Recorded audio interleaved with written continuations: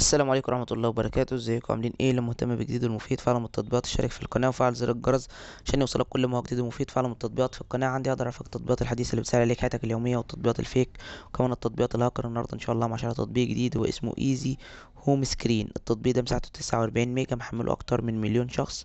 التطبيق ده تطبيق خاص بان هو بيسهل عليك الموبايل بتاعك في حالة ان انت بتكون بتمسك الموبايل كتير وعندك تطبيقات كتير وبرامج وعندك حاجات كتير على الموبايل بتاعك، ولما بتيجي تدور على حاجة مش بتعرف تلاقيها بسهولة، او الخط بتحس ان هو صغير، او انت شخص نظرك ضعيف شوية مش بتعرف تلاقي التطبيقات بسهولة. الخط بيكون صغير، مش قادر ان انت تعثر على الحاجة اللي انت عايزها. فالتطبيق ده بيسهل لك ان هو بيكبر لك حجم الايقونات وبيكبر لك حجم الخط، وبيسهل عليك ان انت توصل لاي حاجة انت عايزها بسهولة بدون ما تضيع وقت كتير في التدوير، وتحس ان انت مش لاقي الحاجة او الحاجة قدامك بس انت مش شايفها، او ان انت مثلا تكون يعني وقت مش مركز فيه، فانت ممكن تكون حاجة قدامك وانت مش قادر توصل لها. فالتطبيق ده بيسهل عليك ان هو بيخليك تقدر توصل للحاجة اللي انت عايزها بسهولة جدا.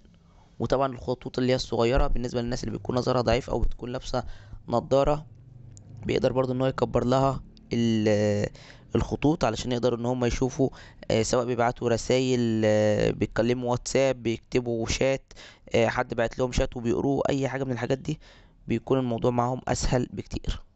ده الغرض من التطبيق وده فايدة التطبيق. مشكلة التطبيق ان هو بيتضمن اعلانات وبيطلب منك الاشتراك وشراء التطبيق، بالاضافة لان التطبيق بيكون باللغة الانجليزية ومفهوش لغة عربية. بس كده ده يعتبر ابسط شرح التطبيق بالنسبه للمميزات والعيوب. لو عجبك شرح التطبيق يا ريت تدوس لايك للفيديو. لو عايز شرح تطبيق معين يا ريت تسيب لي في الكومنت. لو اكتشفت ميزه او عيب للتطبيق في اي تحديث من التحديثات القادمه اكتبها في تعليقات الفيديو. بمناسبه لو اكتشفت ميزه او عيب للتطبيق اكتبها في تعليقات الفيديو، فده دايما تنويه بننوه عليه في اخر كل فيديو علشان الناس اللي بتشاهد الفيديو بعد نزوله بفتره طويله وتحمل التطبيق، فخلال الفتره دي بيكون للتطبيق نزل له تحديثات قد تكون ايجابيه وقد تكون سلبيه. فعشان كده بنطلب ان هو يكتب التعليق بتاعه الايجابي او السلبي، واحنا دايما بنثبت التعليقات علشان يفيد اي شخص غيره يحب ان هو يحمل التطبيق. عشان بلاقي بعض الناس كاتبالي تعليقات على فيديوهات نازله بقالها فتره طويله، مثلا بقالها 8 شهور، 10 شهور، سنه، وتقول لي في مميزات في التطبيق انت مقلتهاش او في عيوب في التطبيق انت مقلتهاش. ده ببساطه لان وقت نزول او وقت شرح التطبيق كانت العيوب او المميزات دي ما كانتش موجوده في التطبيق.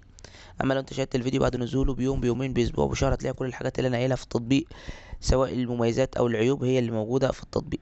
اما لو انت لقيت الفيديو موجود على القناه بقاله فتره طويله وانت حابب تحمل التطبيق بس خايف لا يكون فيه حاجات ايجابيه وسلبيه انت مش هتقدر تتعامل معاه، فانت ممكن تكتب لي في تعليقات اي فيديو تقول لي اشرح لي التطبيق ده مره كمان، او تراسلني على الفيس او الماسنجر على الاكونت باسم مراجع برامج، وانا هنزل لك شرح جديد للفيديو، شرح جديد للتطبيق، للعيوب والمميزات، وازاي تشغل التطبيق، وازاي تشترك او تلغي الاشتراك، وازاي التطبيق بيشتغل، وكل حاجة عن التطبيق.